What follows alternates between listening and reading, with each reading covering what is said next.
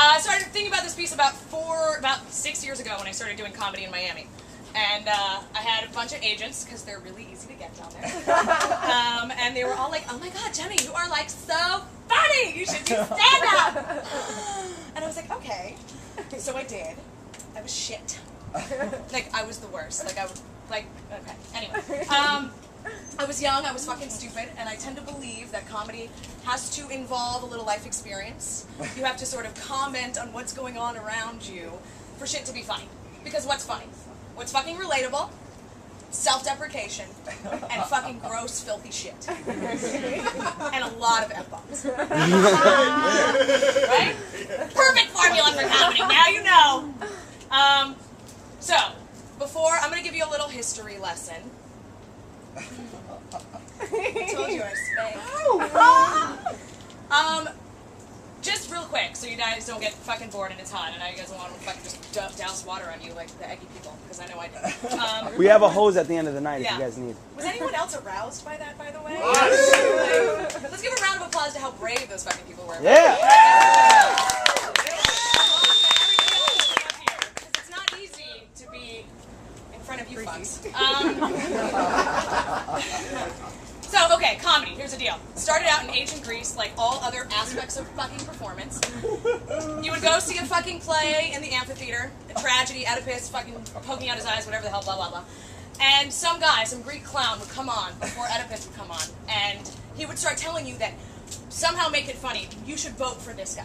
You should do this. They were like campaign managers in ancient Greece. So, okay, it started out satire. So comedians originally started out politically, much like every American vice president. As in they were clowns. Alright, never mind. So they would tell you to vote for whatever political head was in Greece. Caesars, whatever, I don't even know what the fuck was in Greece. Does anybody know? Political heads, Caesars, presidents, whatever the fuck. Those guys would come out and tell you this is who you should vote for. They'd make it funny and entertaining and people would laugh, haha. So essentially satire. Boom. End of story. Of course, it was all dudes, because chicks were not allowed on a stage, because I'm sure guys made some fucking excuse. You're going to bleed all over the set or something. Bullshit excuse to keep us in the fucking kitchen. We like this. So, it evolved. Comedy has always been, like I said, a basis in topical observation. It always has been attached to what's going on right now. It seemingly has to be fresh, it has to be relevant, it has to be funny, obviously. Observations on human conditions, though, are universal. Okay?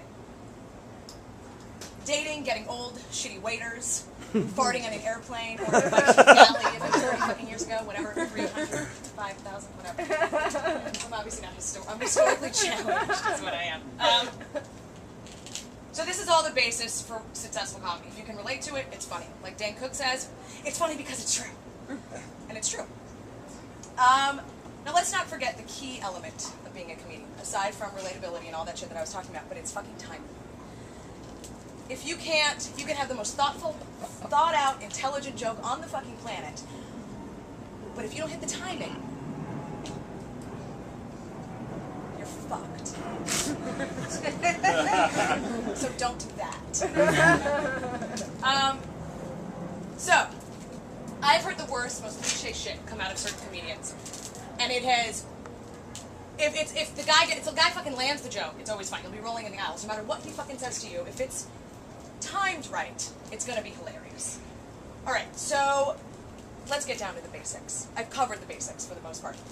Let's talk about why I'm here. I have this huge gender word in my title. It's called the comedy of gender, right? So let's talk about why men and women are in comedy. And let's fucking talk about sex, because we all like sex. Now, I got... As I suck my cigarette, someone needs to get laid.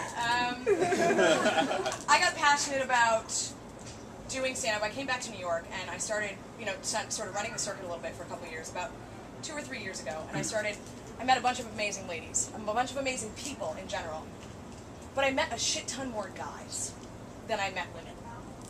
And I was like, and every single lady that I came across was talented, funny, energetic, really good at what she did.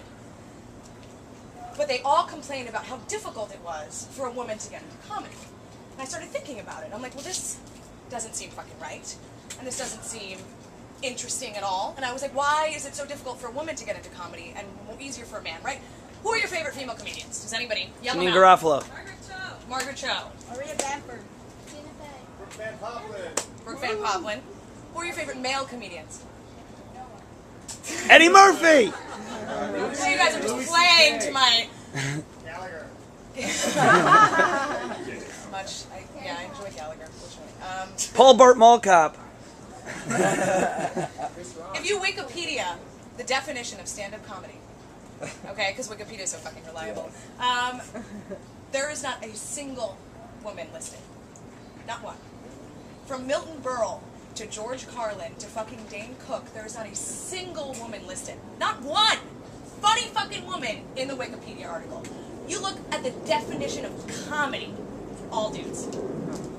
Ellen DeGeneres, Rosie O'Donnell, Margaret Cho, Tina Fey, Amy Poehler, Paula Poundstone, fucking Mae West, Lucille Ball, the list, Roseanne Barr, Joan fucking Rivers, the queen of all that is grotesque and shit you don't want to hear. People talk shit about Joan Rivers, but she's a fucking genius at what she does, and everybody thinks she's gross because she's doing it right. But because she has tits and a cunt, you don't laugh at her. Or not as much, anyway. So let's figure out this one. Or what I call the problem.